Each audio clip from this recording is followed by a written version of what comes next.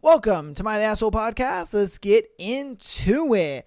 All right, today we got a bit of a crazy thread, so let's get right into it.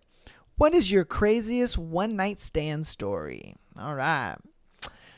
I went back to a girl's place, and after whatever I was looking at the wall and found my picture on it, which was really fucked me up. Hold on. God damn it, grammar people. I went back to a girl's place, and after whatever I was looking at the wall and found my picture on it, which really fucked me up for a few minutes, but turns out it was a picture of me and her female cousin in a club, and that was the only recent picture she had of her cousin, and I was a coincidence. Okay. So he went to a girl's house, and then he saw a picture on her wall of him and her cousin. God damn, nigga, grammar. What the fuck? I mean, that would freak me out. I ain't gonna lie to you. And I find this random chick, and then I go to her house, and I'm just like, wait a minute. What the fuck is that? I'm like, yo, that's me. Like, yo, who is that in the picture? And she's just like, oh my God, that's my cousin. Wait a minute. That's you. And it's like, yeah, that's me. What the fuck? That would be weird, man. That nigga smashed the cousin and, the other girl. Goddamn.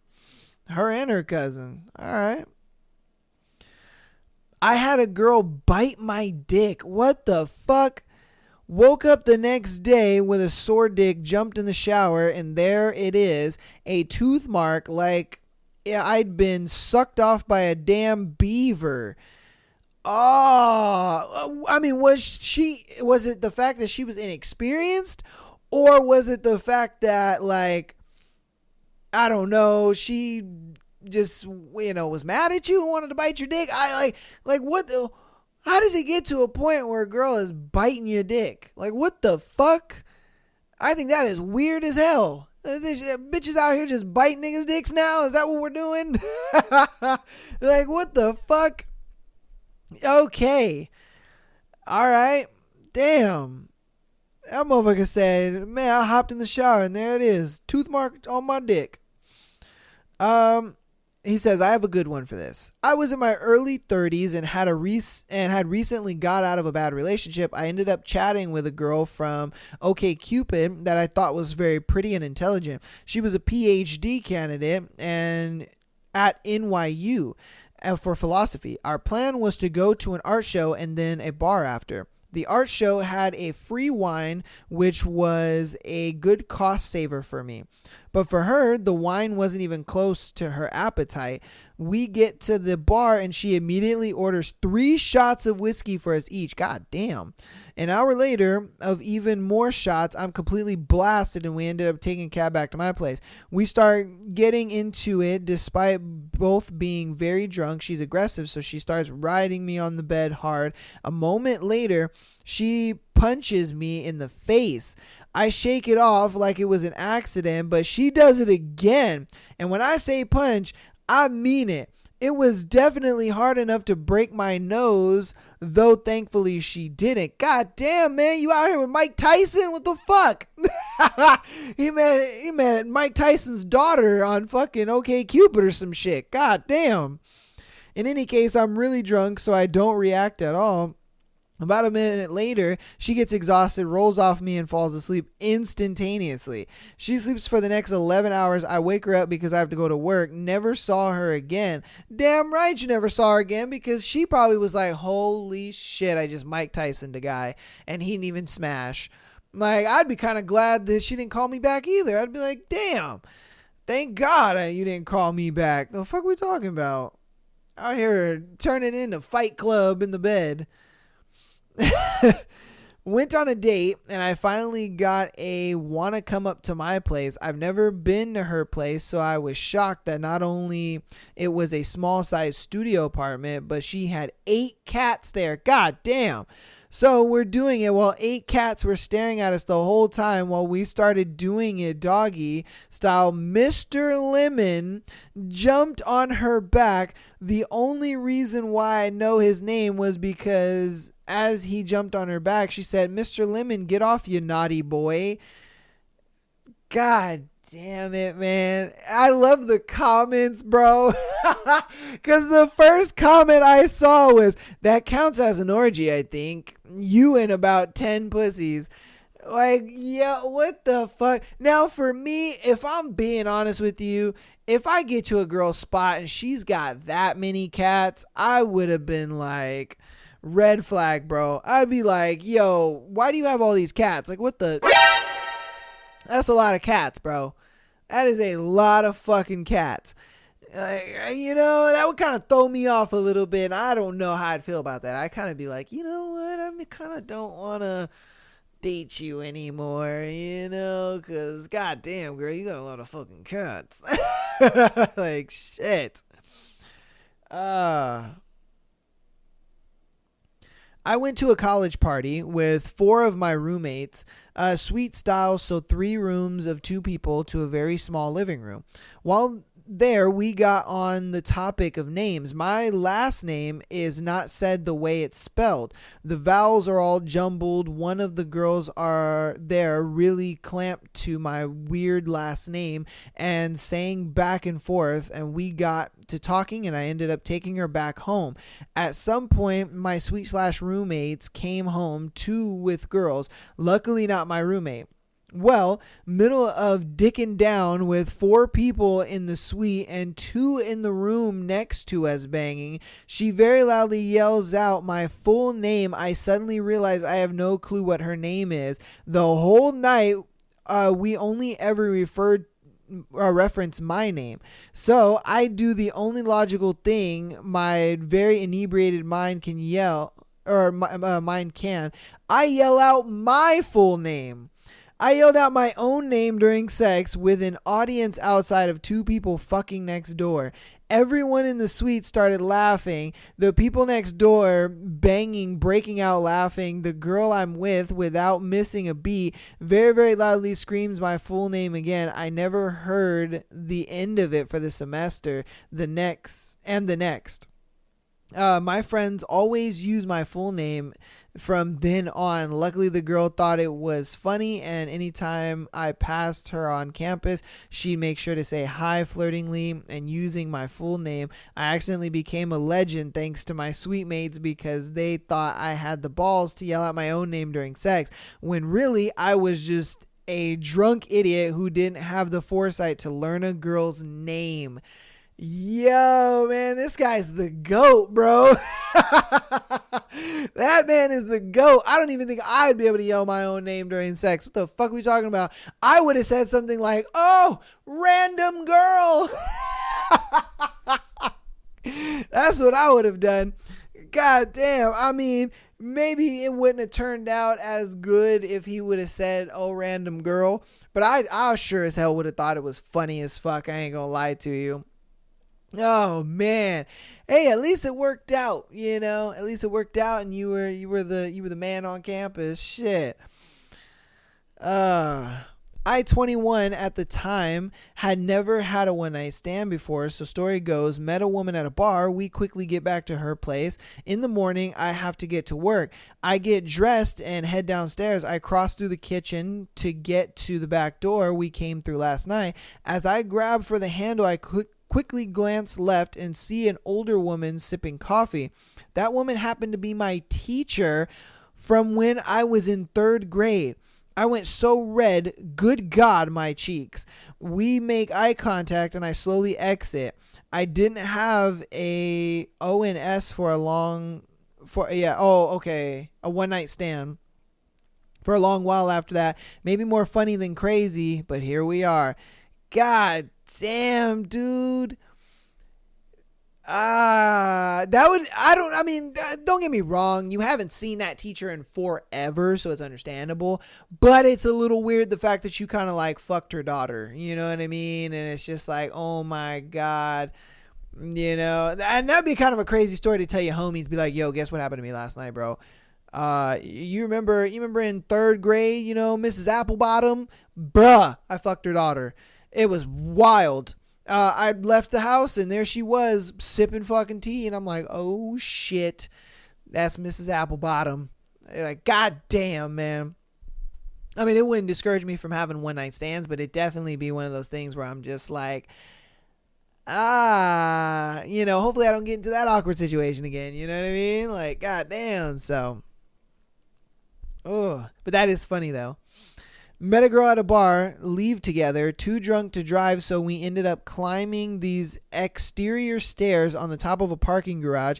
She bent over the railing. When the security guard walks out the doors below us, dude looks up and asks, y'all committing suicide or just having sex? Just sex, I said. He said, all right, be careful, and just walks away clapping. Yo! Hey, man, all I gotta say to that is W to that security guard, man, because he was just like, hey, man, are y'all, like, trying to hurt yourselves, or are you just fucking? We just fucking? Cool, fam. Be safe. Because that nigga's like, I don't get paid enough for this shit. You know what I mean? And if I'm being honest with you, if I was the security guard, I'd be like, yo, can I get next? Like... Oh shit, because you never know, man. She might have been drunk enough to be like, sure, why not? Like, hey, I wouldn't mind clapping some cheeks right after him. Shit, I'd at least ask, like, can I get next? Like, shit, like, it don't hurt but to ask, Shit-faced drunk in a sports bar in New Zealand. Brazilian woman 10 plus years older than me somehow ended up back at my place. She's riding me but doesn't seem that into it. Asks in broken English if I have chocolate. I do. She shovels like half a block of chocolate into her mouth and then starts smearing the rest on my chest, and now is moaning and really into it. She gushes like mattress soaking squirt. Leaves within 5 minutes. I pass out, wake up to a damp bed covered in chocolate, with chocolate all over the sheets and duvet, and handprints and smeared chocolate up the walls. What the fuck? God damn, nigga. How much chocolate did she use? Man, like, you made it seem like she just used the chocolate bar and that was it. That bitch was out here squirting chocolate all over the damn place. Like, god damn. Man, I hope the sex was worth all that cleanup, because nigga, chocolate don't come out of bed sheets and shit like that very easily. Being honest with you, god damn, I hope that shit was worth it. Let's see. Lost my virginity at a New Year's party. Was 17, spending the weekend with my much older brother. He wanted to go out, so he ditched me after a friend's house. They had foreign exchange students there from France. We ended up getting drunk and doing it on the sofa while someone else was on the other sofa, presumably watching. Never saw any of those people ever again. Okay. So, homeboy was just like, haha, would you let me give you my hui hui on the couch over there?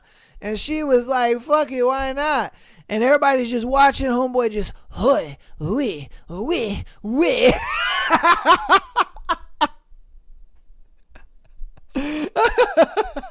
That foreign exchange student was clapping them American cheeks, bro. God damn. He was just like, god damn, girl, you about to get this parliament right now. Shit. Oh, man, he said, wee, I'm about to come. Oh, shit. That foreign exchange student was clapping them cheeks, bro. God damn. Oh, fuck.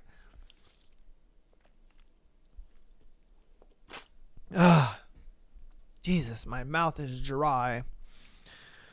Okay, one night I met a girl at a club. I went back to hers and started getting frisky. She said that she was body conscious, so wanted the lights out, and I thought, and I was cool with that. Okay. Anyways, she's on top, grinding me hard, and we're both sweating loads. She's leaning in and kissing me, and I'm grabbing her tits, really having fun. After a while, I can feel the sweat pooling at the base of my neck, top of my chest, so I kind of just rub it off and ended up rubbing my face. That's when I noticed my sweat isn't normally like this. I taste blood on my lips, smell my fingers, and it smells like coins. Oh, nigga. I know where this is going. That's when I noticed my sweat is normally like this. I taste blood on my lips, smell my fingers. It smells like coins or something. I decided to let her finish as she's close to orgasm, but I'm freaking out a bit. I'm not in pain, and she seems happy. I finally stop her and say I think something is wrong. So I kind of lean over to turn on the lamp, and she pulls the sheets up to hide herself. There's fucking blood everywhere. My hands were covered. She was covered. Seems like loads. I'm like, what the fuck? Are you okay?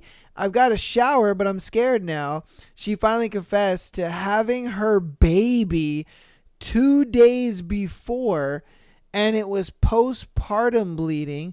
Totally normal. Yeah, absolutely normal, apparently. No, it fucking wasn't. Everything was trashed, but I laughed because at least no one was dying. I guess never did go back. I wouldn't go back either. Okay. I was thinking she was just on her period, but no, this bitch apparently had a baby. What? 2 days before her postpartum bleeding, apparently. Okay. So I guess after you have a baby, then, you kind of bleed or something like that. I have no fucking clue. All I know is that would just be, I would be so disgusted. I'd be like, like period blood is one thing, you know what I mean? And, like if I'm horny enough, yeah, I'll fuck on a girl's period. But it's one of those things where you're just kind of like, you're not expecting that, and then all of a sudden it's all over, and then I guarantee you he wiped it on his face. Because he thought it was sweat. So he like wiped it on his face, I'm sure. He said he touched his face and then he could smell. That's nasty, bro. Oh man, this dude had vaginal blood all over his face and all over the sheets and everything. Damn, good thing it was her crib. Because, man, she's the one that got to, buy new bedding. Nice girl I had been talking to for a while asked me what I thought about one night stands. Obviously, I said that since I live alone, I only use one anyway. Got ghosted after that. Oh. Okay. All right. Cool. Oh, that sucks. He got a nosebleed going down on a girl. Damn, that sucks. Hooked up with a girl at a party. Had fun. About a week later, hooked up with another girl. We go for breakfast, and our server is the first girl. Oh, and they're friends. Unfortunately, this is the end of the story. Yo, what the fuck? So he hooks up with this girl at a party. Great time. Had a lot of fun. It was awesome. Then about a week later, he hooks up with another girl and they decide to go for breakfast. And guess who's their server? The girl he fucked at the party. And then they're friends. Oh, nigga. I hate that he didn't give more information. Like, what happened? Like, obviously, girl, the first girl recognized you and then saw that you're out with her friend. They probably looked at it like, you guys are friends. And they're probably like, oh yeah, we're friends. Yeah, we're just like getting to know each other. And it's like, she's just like, how do you guys know each other? Oh, we hooked up, whatever. It's like, oh, okay. But I know that the second girl that he was out to breakfast with guaranteed she was probably like, man, fuck this guy. 100%. She was probably like, damn, fuck this dude, because, yeah, damn, because that's her friend, you know, and he's like, damn, he fucked my friend, and then he fucked me. But that is a crazy story. Went home with a guy during my time at uni. In the throes of a moment, he flung his t-shirt off and into what seemed to be a random corner. We're going at it for a while until suddenly we both stopped because we can smell smoke. Being very drunk, we didn't realize what was happening until out of the corner of our eye, something burst into flames.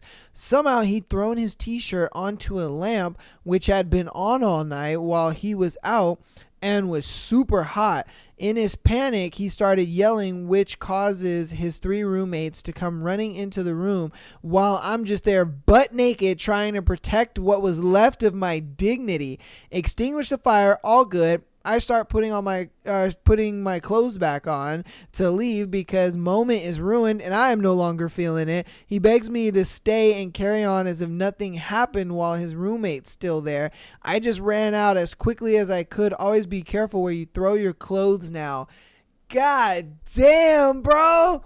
He almost burned the house down for some coochie. That is crazy. He just threw his shirt and it hit the lamp and then it just burst into flames. And then, you know, he's like, oh shit. Oh, and the other roommates are like, what the fuck is going on? Oh my God. They're like, whoo. Then he's just like, oh, you know, can you stay? You know, and she's just like, no. All your fucking roommates saw me butt naked. I'm dry as a desert right now. Coochie has left the building. I'm done. She was like, I'm done, man. I'm good on this. I'm good. No, don't even call me back. God damn. Ay. All right, I'm going to do 4 more, and then we're going to get on to the next segment. Not mine, but a dude I worked with while we both attended the same college was quite the ladies' man. Never saw him leave the bar by himself. One night, he left with a girl who was dressed all in pink. Shoes, pants, top, hat, all pink. Next day, he seemed off, so I asked him if he was okay. He told me when he woke up that morning at her place, the walls were pink, the carpet was pink, the sheets were pink, everything was pink. He was too drunk the night before to really care, but what really made me laugh is that after she asked him if he wanted anything to help him hydrate before heading out, and he replied affirmatively, she came back with a Snapple bottle of pink lemonade. Okay. God damn. I mean, hey, if a girl wants to do that, awesome. You know what I mean? If that's how she wants to live her life with everything one fucking color, then hey, it's all good, you know? My biggest thing is I'd have been like, hey, as long as you smashed, you're good. You know what I mean? You're good, man. Call that bitch Pepto-Bismol, because god damn, that's a lot of pink. You know, like, I understand if you want to accent pink a little bit here, you know, say, you know what I mean, you're wearing like black and then you got some, you know, highlights of pink, or you got a pink hat with like, you know, a pink shirt and black pants, and then you got some pink shoes or whatever, you know, like, that's fine. But if you're just gonna be head to toe pink and then your whole fucking room is pink and all that kind of, it's like, god damn, man, you must really like Pepto-Bismol. God damn, and sponsor that bitch. I was talking to a girl whose snap I found initially on Tinder.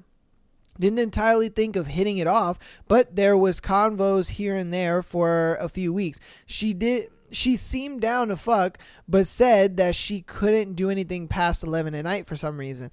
After a shift of delivering pizza, I found that a snap was sent out of her riding a dildo. I asked if she's opened for me to come over. I doubt it. Go to Waffle House to get my dinner and think it'll just fizzle. But no, she messages back, gives me an address, and I'm off to the boondocks for some fun. And the all-star breakfast rots in the back. This nigga said, fuck my breakfast, I'm getting some coochie.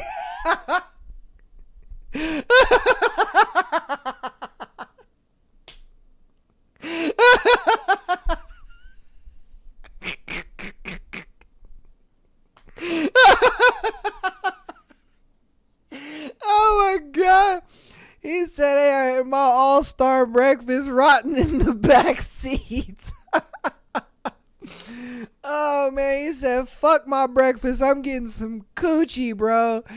Oh, my God. He said, I can buy another breakfast, but this coochie is limited time only. Oh, my God. That is funny as hell.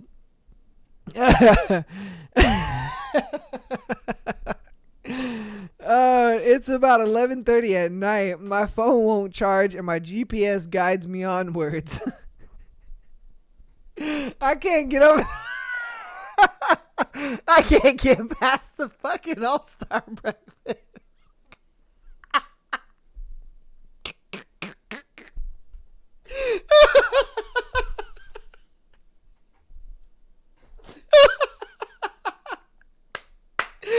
Oh my God, bro. I can't get past that. Oh my God, the fucking all-star breakfast thing, bro.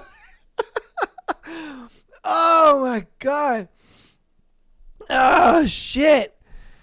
Oh, okay. After some miscommunication, I find that she lives in a rural property a half hour away in a trailer off her family's house. I parked my car off to the side of the road and snuck into the property as her parents were likely sleeping in the house a stone's throw away. Guided by her on the phone flashlight leading me in. Legally, I probably could have been shot as a trespasser. Anyways, we fucked for over an hour among the flock of cats on a couch inside the dimmer trailer, doing just about everything and indulging her kink for people to bite her hard. I showered with her after, popped my uniform back on, and guided my way back to civilization on a dying iPhone battery, getting breakfast at McDonald's after, and never talking to her again. Oh my God, bro. Even the comments are like, the all-star breakfast rots in the back, dead. I died so hard over that, bro. Oh my God. Because this nigga said, fuck that breakfast. I am getting some limited time coochie, bro. Oh my God. And then he said, I'm going to get some fucking McDonald's in the morning. Oh, I never call this whore back ever again. God damn, bro. Oh, that had me rolling. Oh, shit. God damn. All right. Oh, we got two more. Hooked up in the bathroom of a curling club after hours. Definitely the most Canadian place I've ever hooked up. What the fuck? I mean, points for doing it in public. You know what I mean? Like, man, I bet that was hot as fuck. I ain't gonna lie to you. But I guess curling is super Canadian, I'm guessing. I don't know. I'm not 100% sure if curling is just a Canadian thing, but it might be. I don't know. All right, this is our last one. I was fresh out of high school, long-term relationship, dated since high school and into the end of university, and all my family and friends were pushing the narrative of have fun and go wild being single since I was always in a relationship. I ended up matching with my first person on Tinder. They were very interested and asked me out on a first date. We ended up going for dinner and then having sex, half with a condom and then I got my wits together and put one on for a magnitude of reasons. Half with a condom, and then I got okay. Unfortunately, I was thinking with my penis instead of my brain. She confirmed she was on birth control prior to having sex. After we finished, she was in a hurry to end the night. I assumed I was a rusty partner. I ended up ending things after the first date since there was no spark. Turns out exactly 3 months later, she says that she's pregnant and is going back and forth about an abortion.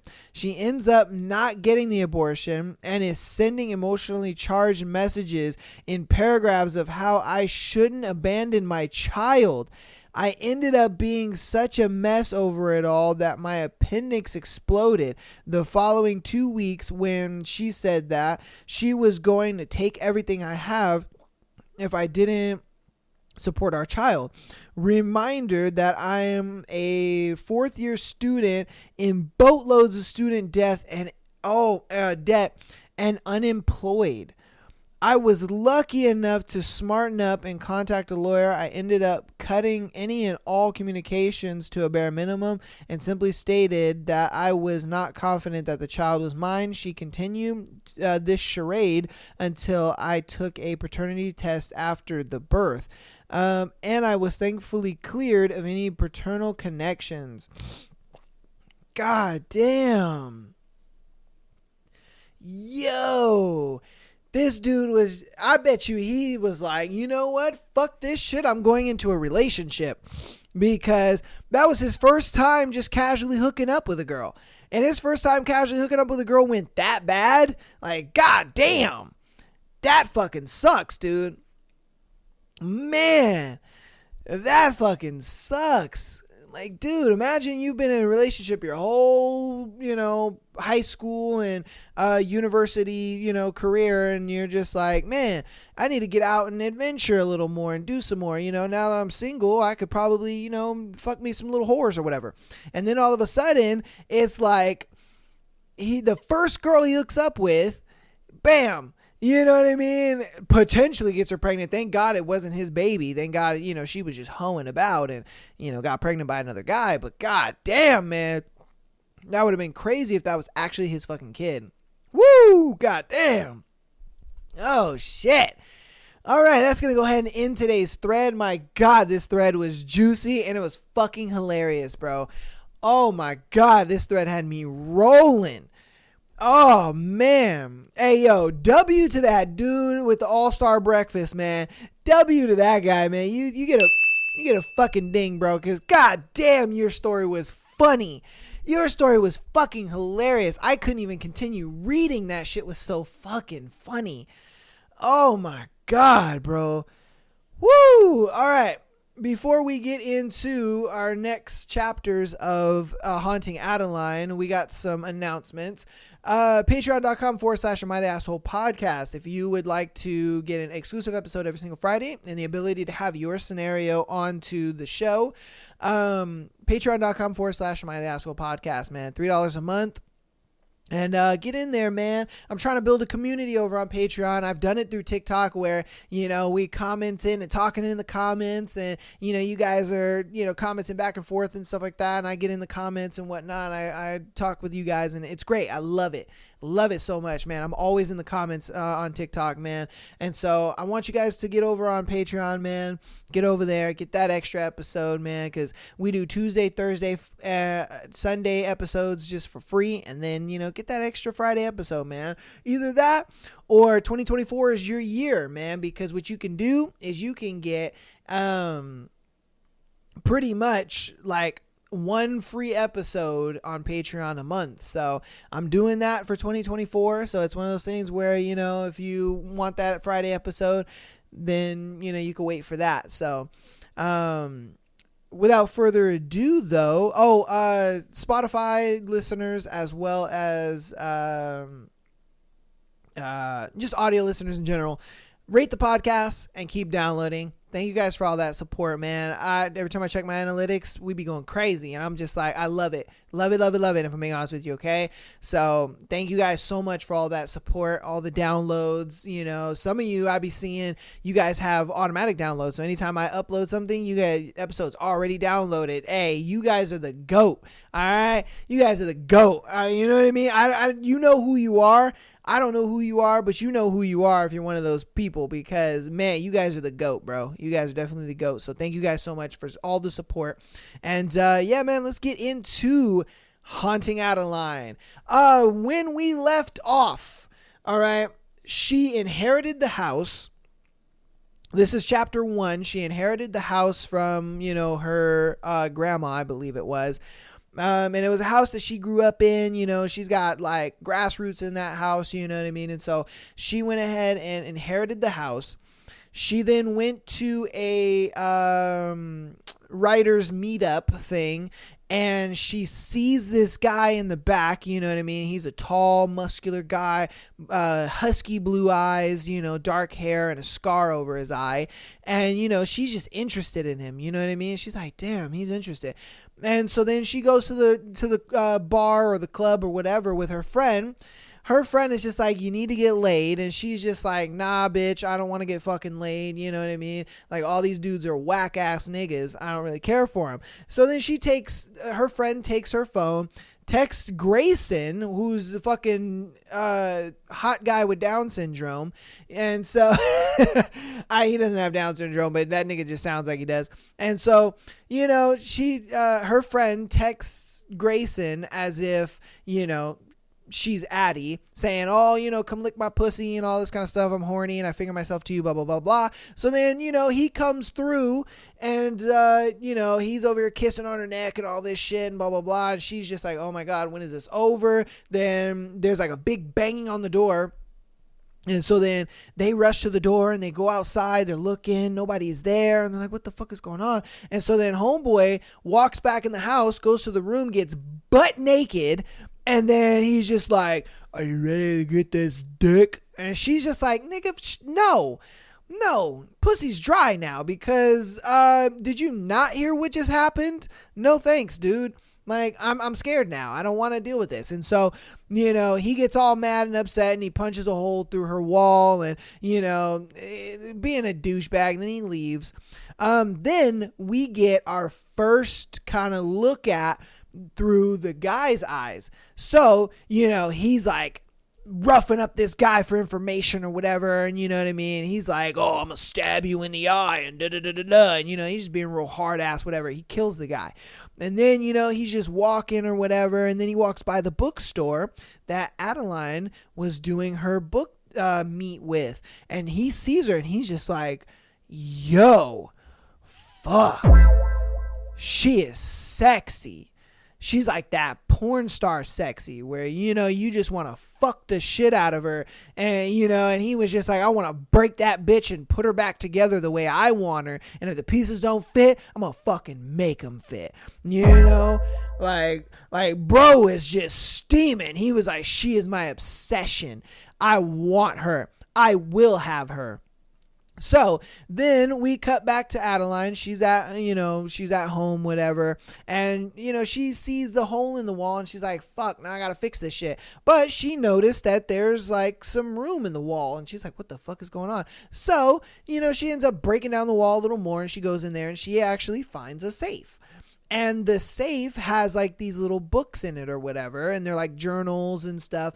And so, you know, she gets that and then she hears a noise in the kitchen. She's like, what the fuck? So she goes out to the kitchen. There's a rose. There's one single rose with all the thorns clipped off of it. And it's just laying on the island in the kitchen. And so she's just like, what the fuck is this? And so then she's looking everywhere, like, how did somebody get in here? Somebody had to leave this, right? So where's the door? Where's the window? You know, the windows were locked. The doors were locked. And she's like, what the fuck is going on? And so that is where we left off. And so now we are in chapter 4, I believe. And yeah, let's get cracking.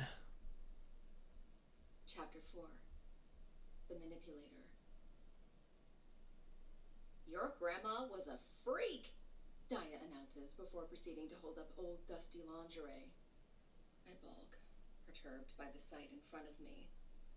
My idiot friend is holding the sides of the lacy underwear and flapping her tongue provocatively, or what's supposed to be provocative. I'm far more disturbed than anything right about now. Please, stop. She rolls her eyes to the back of her head, dramatically mimicking an orgasm, which ends up looking more like an exorcism to me. You're being entirely inappropriate right now. What if my Nana can see you? That sets her straight. The panties drop, and so does her expression. You think she's a ghost? She asks, her wide eyes searching the house like an apparition of Nana is about to play peekaboo with her. I roll my eyes. Nana probably would if she could, too. Nana loved this house. I wouldn't be surprised if she stayed. I shrug my shoulders nonchalantly. I've seen apparitions, and a lot of unexplainable shit happen. You really know how to sober a bitch up, you know that? She complains, throwing the lingerie in the trash bin a tad aggressively. I smile, pleased by her assessment. Whatever gets her to stop waving my grandmother's crusty underwear in my face. I'll go make us another drink. I placate, heaving up a massive trash bag and hefting it over my shoulder. I'm not proud of the huff of breath that shoots from my lungs or the immediate sweat I break out into. I really need to stop drinking and work out more. I'll make it a New Year's resolution. It's pretty much a given that I'll try for a week and give up, promise.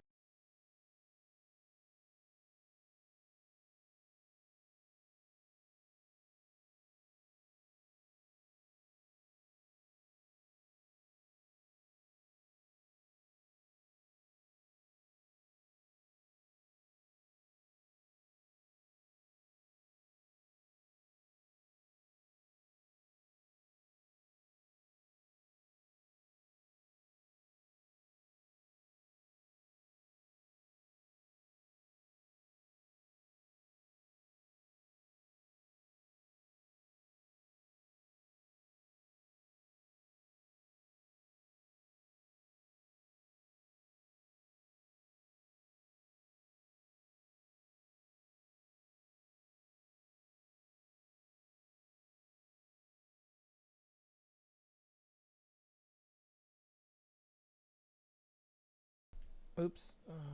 Oh shit. I think we're having some technical difficulties. Give me one moment. Oh my goodness.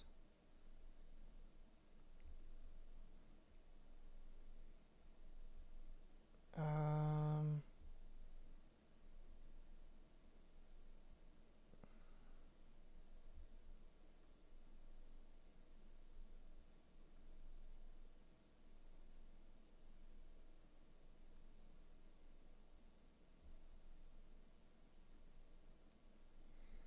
Okay. Let's see if this captures it.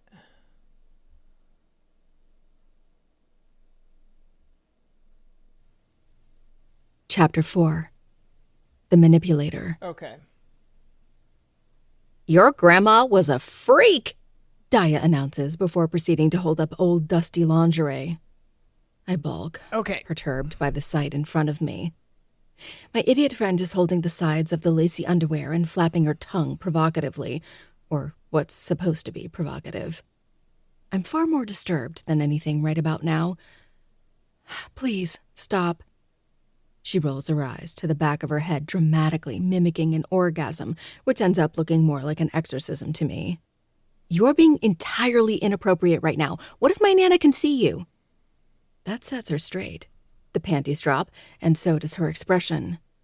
You think she's a ghost? She asks, her wide eyes searching the house like an apparition of Nana is about to play peekaboo with her. I roll my eyes. Nana probably would if she could, too. Nana loved this house. I wouldn't be surprised if she stayed. I shrug my shoulders nonchalantly.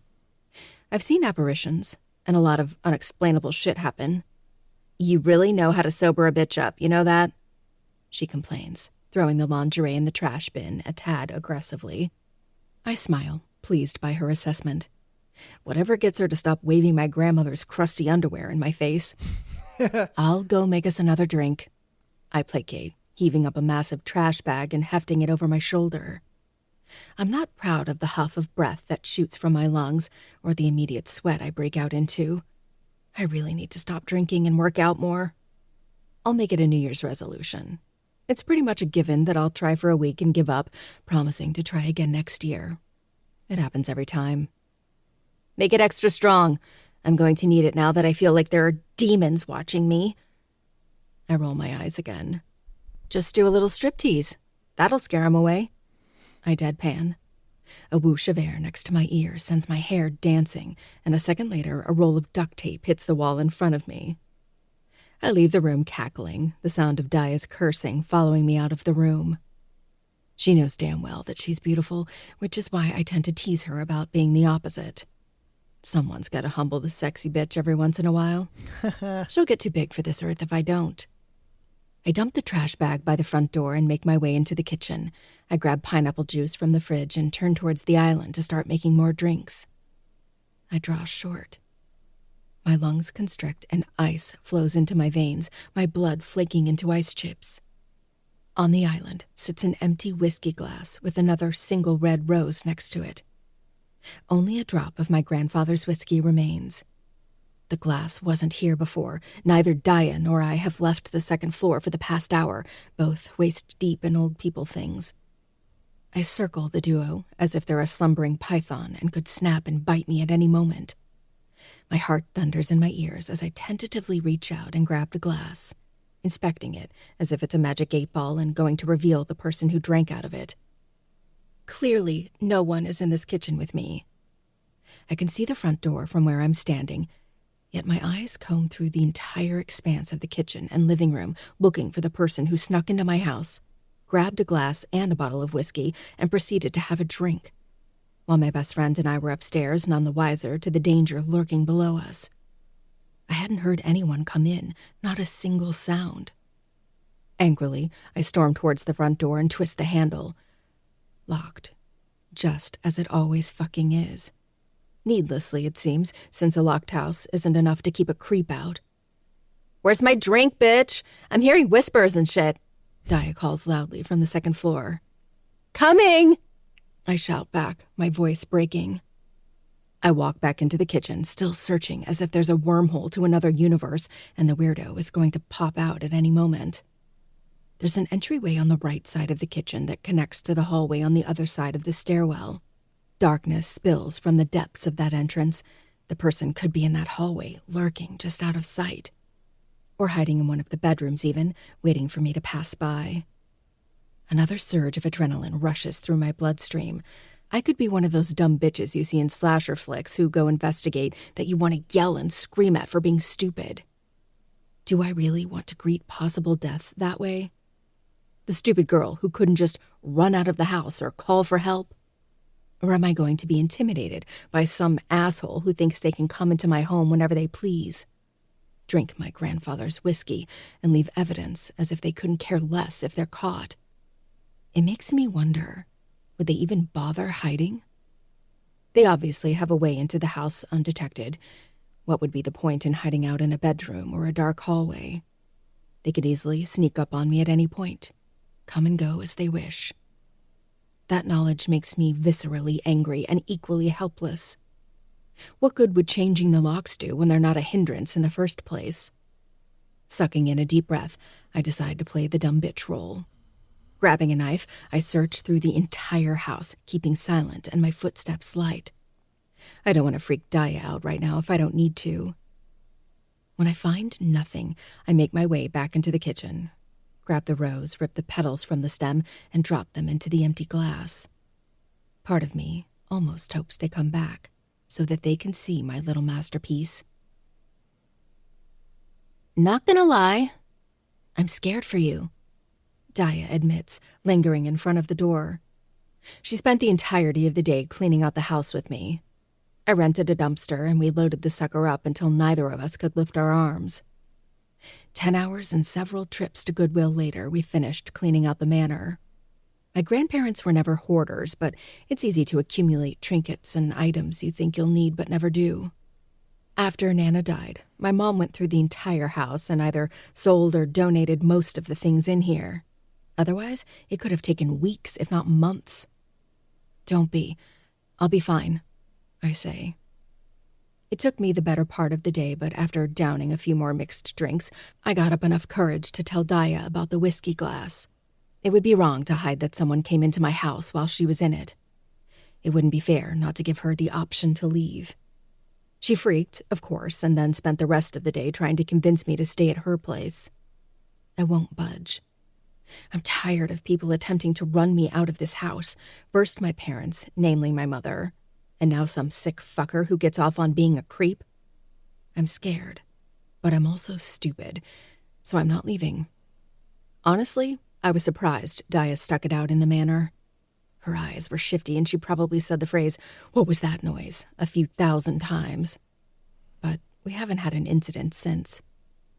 Now she lingers at my door, refusing to leave me here alone. "Let me stay with you," she says again for the millionth time. "No, I'm not putting you in danger." She snaps her fingers at me, anger flashing in her green eyes. "See, that, right there, that's a fucking problem. If you consider me in danger if I stayed here, then what does that make you?" I open my mouth to answer, but she cuts me off. "In danger! That makes you in danger too, Addie. Why would you stay here?"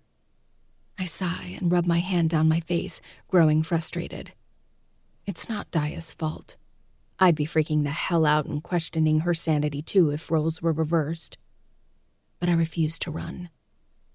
I can't explain it, but it feels like I'm letting them win. I've only been back in Parsons Manor for a week, and already I'm being pushed out of it. I can't explain why I have the need to stick it out. Test this mystery person, challenge them, and show them I'm not scared of them. Though that's a big fat fucking lie. I'm absolutely terrified. However, I'm just as stubborn. And as already established, stupid, too. But I can't find it in me to care right now. Ask me later when they're standing over my bed watching me sleep. I'll feel differently, I'm sure. I'll be fine, Daya. Facts. I promise. I'm sleeping with a butcher knife under my pillow. I'll barricade myself in the bedroom if I must. Who even knows if they'll come back? My argument is weak, but I suppose I'm not even really trying at this point. I'm not fucking leaving. Why is it that being in public places and social settings makes me want to light myself on fire, but when someone breaks into my house, I feel brave enough to stay? It doesn't make sense in my head either. I don't feel okay leaving you here. If you die, the rest of my life will be ruined.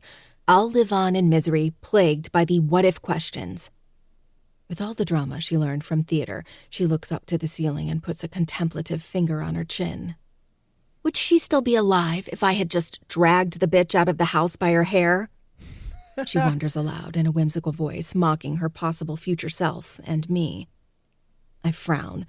I'd rather not be dragged out by my hair. It took me a long time to grow it out. If they come back, I'll call the police immediately. Exasperatedly, she drops her hand and rolls her eyes, her mannerisms saturated with sass. She's angry with me, understandably so. If you die, I'm going to be so pissed at you, Addie. I give her a weak smile. I'm not going to die. I hope. She growls, grabs my hand roughly, and pulls me into a fierce hug. She's letting me go, and all I can feel is immense relief, tinged with a little regret. Call me if they come back. I will. I lie. She leaves without another word, slamming the door behind her. I heave out a breath, grab a knife from the drawer, and tiredly make my way into the bathroom. I need a long, hot shower, and if the creep chooses now to interrupt me, I'll be happy to stab them for it. May 16th, 1944.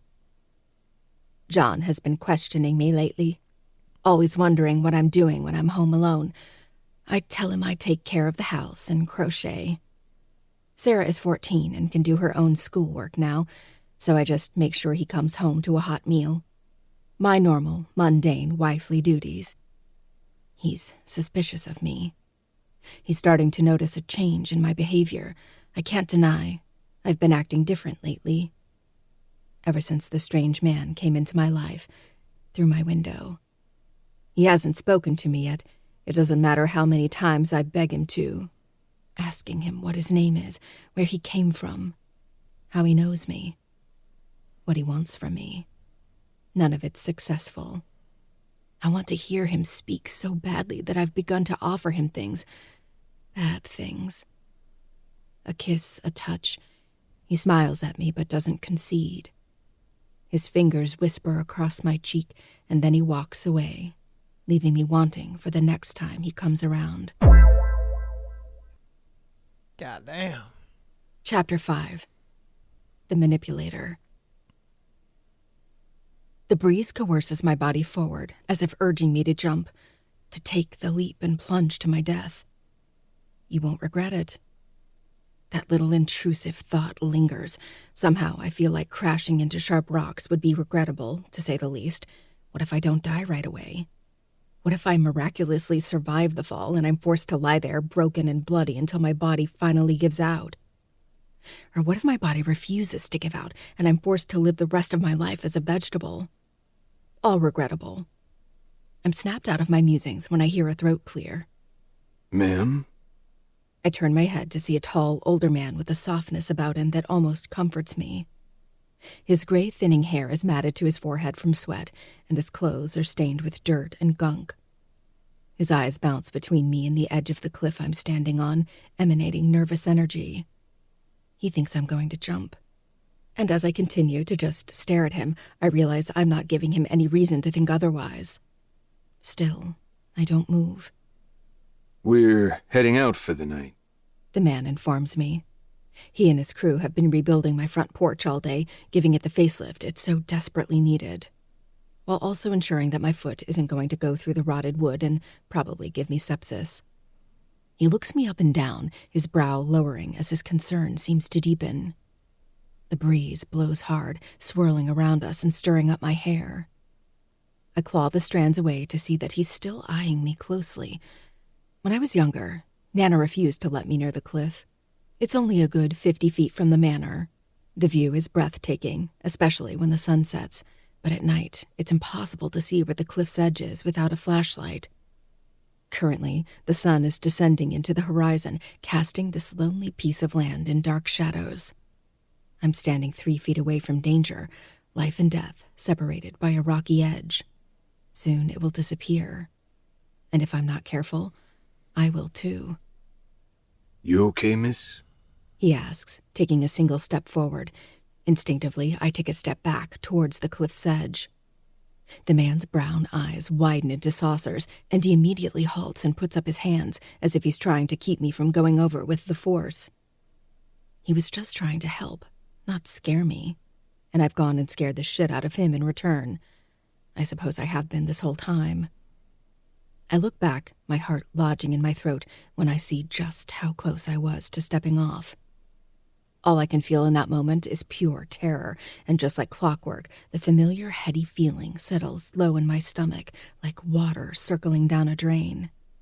Something is clearly wrong with me. Sheepishly, I take a few steps away from the cliff and shoot him an apologetic look. I'm on edge. Red roses appear everywhere I go now. It's been 3 weeks since I found the whiskey glass and rose on my countertop. After Dia left, I took a long hot shower, and during that time I decided that I need to start making reports. Leaving some type of evidence behind, that way if I turn up dead or missing, they'll know exactly why. By the time I got out of the shower, the empty cup with plucked petals was gone, depleting me of any warmth in my body. I had immediately called the police that night. They humored me with a report, but they told me finding a rose in odd places around my house isn't sufficient evidence for them to do anything.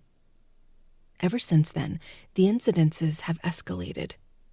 I'm not sure of the exact moment I realized I had a stalker, but it's been made clear that's exactly what's been happening for the past 3 weeks. I'll get into my car to go to my favorite coffee shop to write, and waiting for me on my seat is a red rose. Inside a car that has been locked and still was when I had approached. There's never a note attached, never any type of communication other than the red roses with clipped thorns. My paranoia only heightened when renovations started 2 weeks ago. Numerous people have been in and out as they repair and replace the bones of the house. Electricians, plumbers, construction workers, and landscapers have all been here. I've replaced every single window in Parsons Manor and installed brand new locks on every single door. But, just as I suspected, it doesn't make a difference. They always find a way in.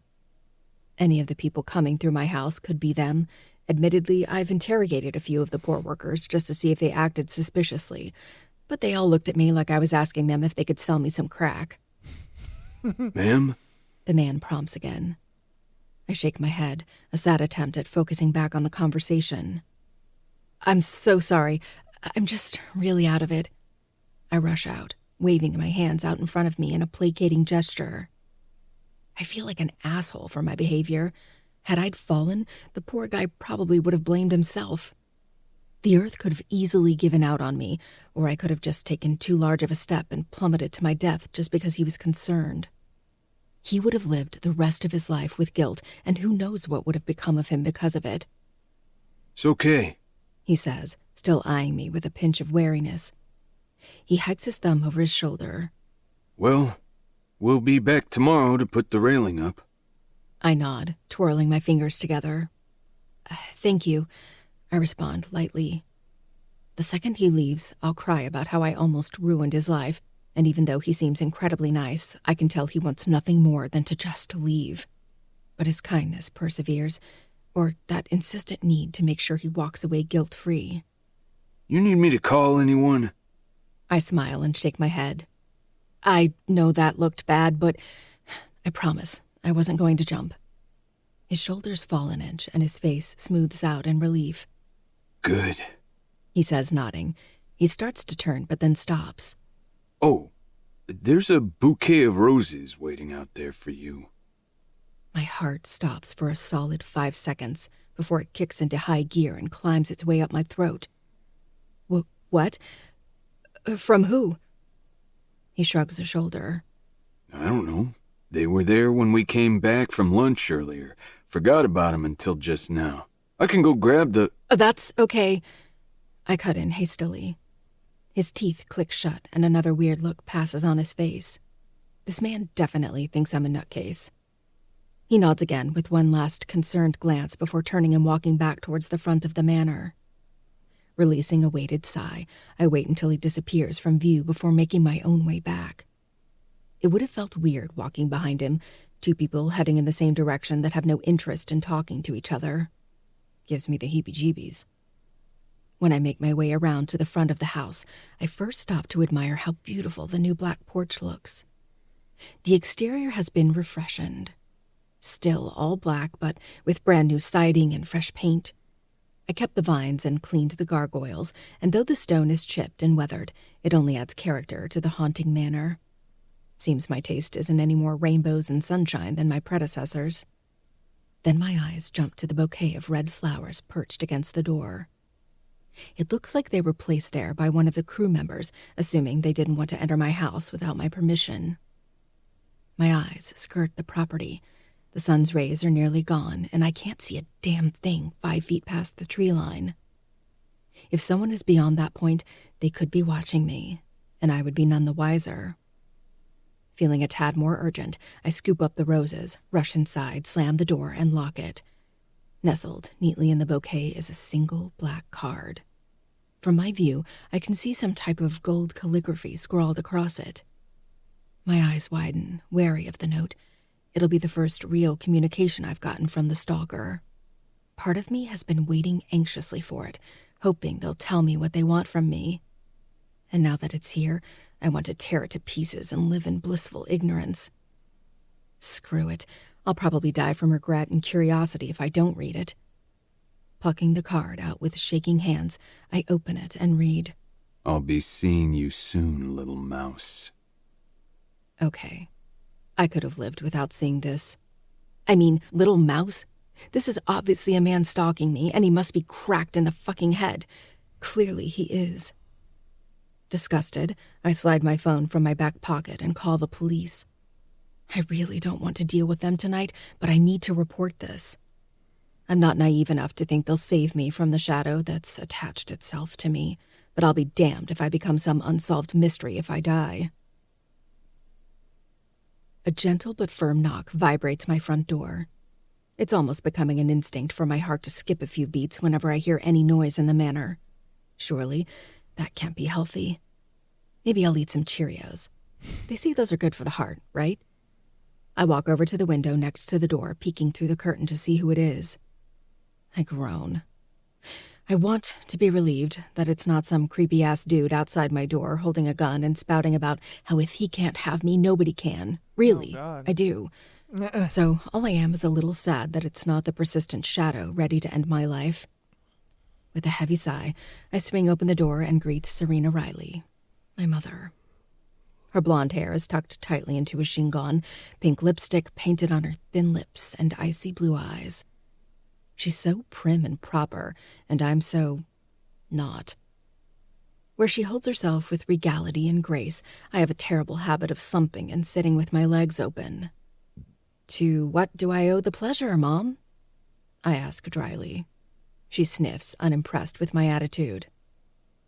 It's cold out here. Aren't you going to invite me in? She snips, waving an impatient hand for me to move. When I reluctantly step aside, she pushes past me, a wisp of her Chanel perfume trailing in her wake. I cringe at the smell.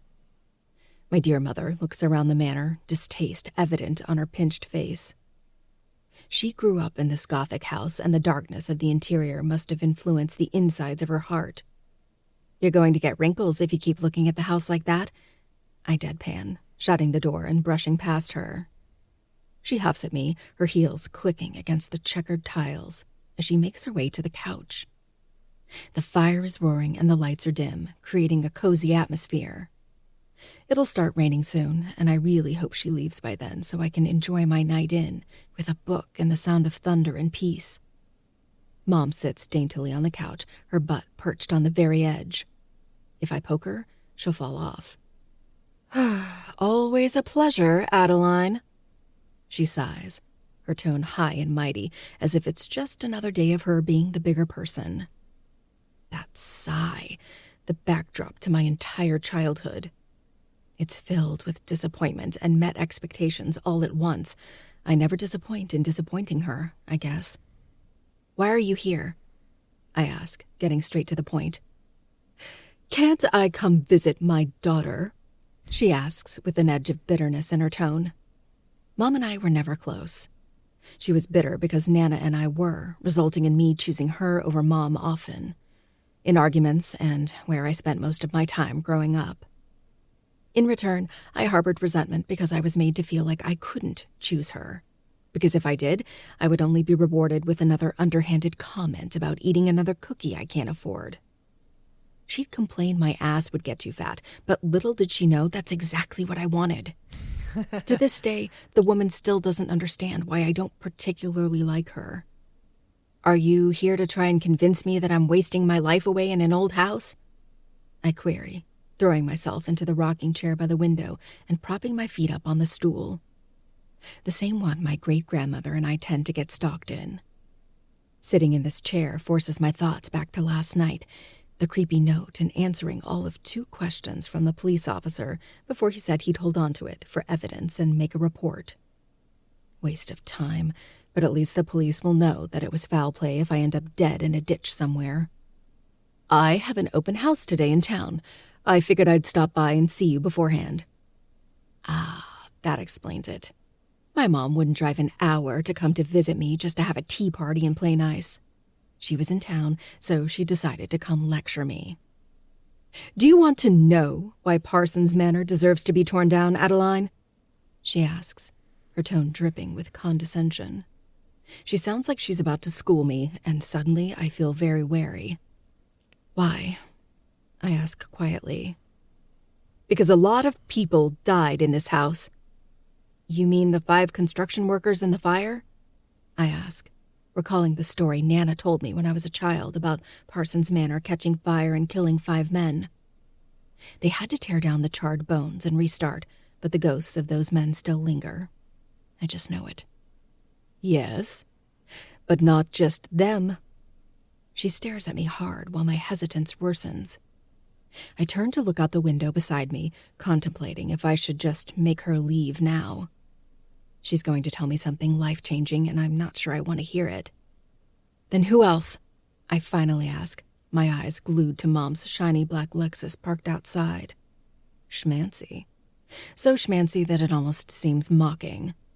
A stark difference to this old house, as if to say, I'm better than you. Being a real estate agent pays well. When I was born, she wanted to be a stay-at-home mom.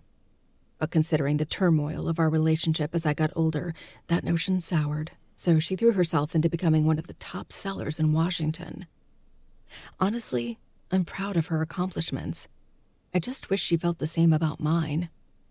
Your great-grandmother, Gigi, she declares, pulling me out of my thoughts. My head snaps toward her, shock curling through me. Not only did she die in this house, Addie, But she was murdered here. I couldn't keep my mouth from dropping open if I tried. I shoot upward, the rocking chair slamming harshly against the wall behind me. She did not, I deny. But if my mother is anything, it's not a liar. Nana spoke about Gigi often. Her mother was her entire world, but she definitely never told me Gigi was murdered. I had only asked once about her death, and Nana only said that she died too soon. Nana closed down after that and refused to say anything more. At the time, I was too young to give it much thought. I just assumed she was still hurting and left it at that. It hadn't occurred to me that Gigi's death was tragic. She sighs. That's why your Nana always had this weird obsession with the manor. She was young when it happened. Her father, John, no longer wanted anything to do with this place. But Nana threw the world's biggest temper tantrum and forced him to stay in the house his wife was murdered in. She glances at me, noting the droll look on my face from her insult. Those were my grandpa's words, not mine. At least about the temper tantrum. Anyway, the second she was old enough, he gave it to her and moved out. And she lived on in the manor, as you already know. I face the window again, the beginnings of the storm pattering against the glass. In a few minutes, it'll be a downpour. Thunder rolls, building to a crescendo before a loud crack shakes the foundations of the house. It matches my mood perfectly. Do you have anything to say? She pushes, her eyes boring a hole into the side of my head. I shake my head soundlessly, scrambling for a response. My brain is numb to coherent thoughts. There are no words. Absolutely no words to describe the utter disbelief I'm feeling. She sighs again, this time softer and filled with, I don't know, empathy? Mom may not be a liar, but she's also never been empathetic either. My dad never felt comfortable raising me here, but your Nana insisted. She loved Gigi, and she wasn't capable of letting this house go. It's cursed. I don't want to see you do the same thing, grow attached to a house just because you loved your Nana. I suck my bottom lip between my teeth, biting hard as another crack of thunder tears through the atmosphere. Was Gigi killed by her stalker? The man she called a visitor, who would come into her home and do unspeakable things, things that she tried not to want, but did. Was it him? Was he playing her all along, sensing her growing attraction for him, despite what he was doing, and took advantage? It's the only thing that makes sense. I turn back to her. Do they know who did it? Who killed Gigi? Mom shakes her head, her lips tightening into a thin line, causing the pink lipstick to crack. Those cracks extend far deeper than her lipstick. She's also been broken, though I could never figure out why. No. It still goes unsolved to this day. They didn't have sufficient evidence, and back then it was easier to get away with things than it is now, Addie.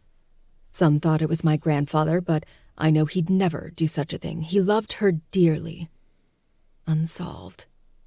My great-grandmother was murdered in this very house, and no one ever caught the killer. Dread sinks into my stomach like a stone in a lake. I'm sure I know who killed her, but I don't want to open my mouth and say so until I'm absolutely positive. Where was she murdered? I ask, my voice subdued. In her bedroom, which disturbingly became your Nana's bedroom. She pauses for a beat before muttering. And now yours, I'm sure. She's not wrong. I took over Nana's old bedroom, and though it's been fully renovated, I still kept the chest at the end of the bed and the full-length ornate mirror propped in the corner of the room. Things that were passed down from Gigi. The bed is no more, having bought my own, but the same 4 walls that housed a horrific murder are the same 4 walls I sleep in at night. It's chilling, a little creepy. But to Mom's dismay, it's not enough to get me to move out, or even change rooms. If that makes me a freak, then I would only fit in with the family. Gigi fell in love with her stalker, the very man who must have killed her eventually. And now, I have one of my very own. The only silver lining is that I would never be so stupid to fall in love with him. Mom stands, a signal that she's leaving, her heels click, clack off the checkered tile as she slowly walks toward the entrance. She gives me one last look, I hope you make the right decision and leave this place, Addie. It's dangerous here. Her staccato footsteps fade as the door softly closes behind her. I watch her car disappear down the mile-long driveway, leaving me all alone in this big, cursed house. Suddenly, my stalker's last words are much more ominous now. I'll be seeing you soon, little mouse. May 25th, 1944. My visitor spoke to me today. For the first time since he started coming around, I was shocked when he did. His voice is so deep, so alluring. Once he spoke, I had hoped he'd never stop. I asked him why he kept coming around, watching me. He confessed his love for me, his desire to have me. I asked for his name, and he gave it to me. Ronaldo. An interesting name, but it suited him perfectly. He didn't stay much longer after that, but he did ask for a kiss. I was hesitant, but in the end I let him. I'm ashamed to admit I hadn't even considered John in that moment. All I could think about is what his lips would feel like on my own. My imagination didn't do it justice. When he kissed me, I flew into the stars. I don't think I've come back down yet. Chapter 6. All right. So that was chapters 4 and 5 of Haunting Adeline. My goodness. Woo! And she was like, I wouldn't be stupid enough to fall for my stalker. You sure about that? Because I don't know. And we might see a different story than that. I don't know, man. Oh, goodness. Yeah, hey. I'm definitely very, very intrigued on what's gonna happen next, you know, now that he's sent the bouquet and the little note, and it's just like, I'll see you, little mouse. Like, oh shit. Woo, things are getting a little crazy. Yeah, man. God damn. Looks like we are running out of time, though. I won't be able to get to a Patreon scenario today. I do apologize about that. But on Tuesday, we're going to do a full Patreon episode. I'm going to just do I'm going to not do a thread, and I'll just do a bunch of Patreon submitted stuff because I have a lot that have been submitted. So I'll just do a full Patreon scenario episode for Tuesday. But again, that's going to be it for this episode. Thank you guys so much for watching. Hopefully you guys are enjoying Haunting Adeline. In the beginning, I had a little technical difficulties, so hopefully, it came out good. But yeah, that's going to be it. Thank you guys for listening and watching. Patreon.com/Am I the Asshole Podcast if you want to get an episode every Friday, as well as sending in your scenarios to the show. Spotify and Apple Podcasts and all that other stuff. Rate the podcast, keep downloading, keep supporting in that way, as well as TikTok and Instagram for the clips, man. Thank you guys so much for all the support on TikTok, all the support on Instagram. You guys are killing it with those clips. Thank you guys so much, and I will see you all later.